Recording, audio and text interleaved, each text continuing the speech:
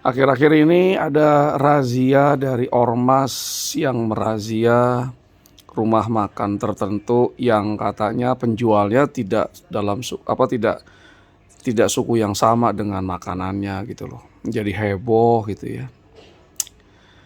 Dan terus juga apa ya, katanya sih nggak apa-apa suku lain jual masakan dari suku yang lain juga, tapi jangan jual 10.000, menjatuhkan harga atau merugikan bagi rumah makan lainnya.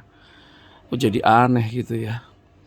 Ya namanya usaha kan boleh-boleh saja toh. Masa harus masakan suku ini yang jual ya suku ini, suku lain nggak boleh jualan ya. Aneh juga sih itu satu ya.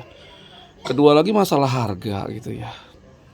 Ya sebetulnya kan harga itu ya udah jelas ya kebijakan dari masing-masing yang punya usaha gitu loh.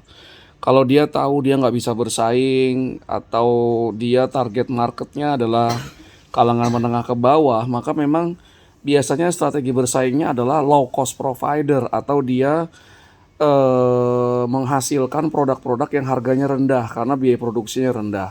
Nah kalau untuk makanan harga rendah biasanya ya cukup untuk memenuhi fungsi dari makanan, yaitu mengenyangkan. Tapi kalau kita ngomong cita rasa dan segala macam bahan bakunya, ya jangan berharap gitu loh. Jadi setiap rumah makan udah punya target masing-masing sih. Kalau dia targetnya menengah ke atas, maka dia akan memberikan makanan dengan cita rasa yang kualitasnya baik banget. Pilihan bahan bakunya juga bagus, bumbu-bumbunya, cara masaknya, pokoknya mantep deh. Makanya harganya mahal. Jadi ya kalau Anda ingin berbisnis rumah makan, ya Anda tentukan dulu target marketnya siapa, kalangan menengah ke bawah atau menengah ke atas. Kalau kalangan menengah ke bawah, ya mereka betul-betul bersaing terkadang adalah dengan harga. Makanya strategi bersaingnya atau kompetitif strateginya adalah atau generic strateginya adalah low cost provider gitu loh. Dia mencoba menghasilkan makanan dengan harga yang dianggap menjangkau dari kalangan menengah ke bawah.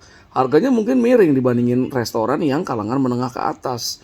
Nah, dengan harga yang murah pun si pengusaha rumah makan itu harus mencari cara, mencari kiat bagaimana bisa tetap untung meskipun harganya murah. Nah, biasanya nanti pilihan bahan bakunya juga mungkin yang nggak kualitas tinggi gitu ya. Kalau mau buat misalnya makanan dari daging sapi ya bukannya daging sapi misalnya yang wagyu kan nggak mungkin. Terus bumbunya pun kadang-kadang ya mungkin cita rasanya nggak sekuat kalau harga makanannya dari restoran yang mahal yang mentargetkan menengah ke atas. Jadi ya jangan pada sirik dengan strategi yang dimainkan oleh perusahaan masing-masing yang punya rumah makan. Kecuali misalnya dia menjual makanan yang haram, makanan yang basi. Nah itu silahkan saja dilarang. Jadi ya yang mau beli pun juga udah tersegmentasi pastikan. Kalau kalangan menengah ke bawah ya nggak mungkin dia makan rumah makan yang harganya mahal kan gitu aja. Udah tersegmentasi gitu loh. Gak usah takut, rezeki nggak akan tertukar kok. Kita hanya diminta oleh Yang Maha Kuasa selalu berusaha dan sekaligus berdoa. Setelah itu kita pasrahkan kepada Yang Maha Kuasa. Kok jadinya pada ketakutan gitu loh. Ya di mana-mana dari dulu juga ada yang jual dengan harga murah, ada jual dengan harga mahal. Toh dua-duanya punya segmen pasar yang berbeda kan. Ya kan? Jadi kan ya kalau di marketingnya tergantung segmentingnya, siapa segmen pasarnya, kemudian dari segmen tersebut di squeeze lagi menjadi target marketnya siapa.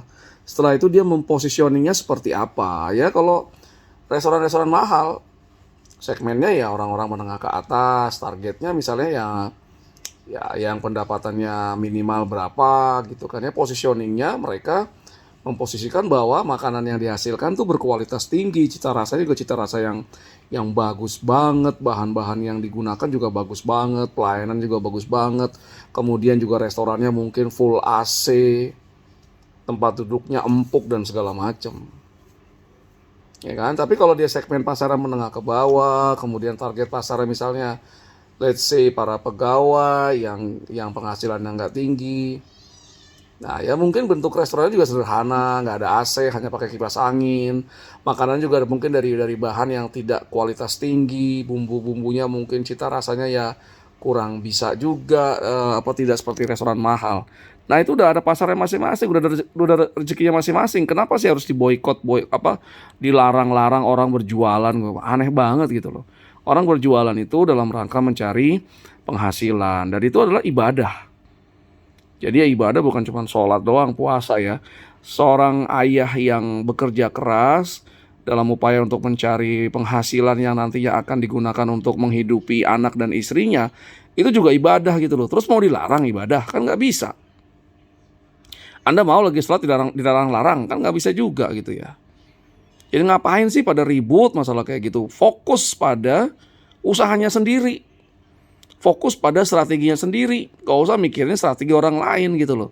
Ini kadang-kadang karena mikirin orang lain mulu, jadinya dia nggak fokus, nggak bagus usahanya. Ya, jadi yakinlah pada Yang Maha Kuasa, rezeki tidak akan tertukar, rezeki yang akan mendatangimu dan sudah jadi takdirmu tidak akan dia berbalik arah ke orang lain. Nggak ada seperti itu.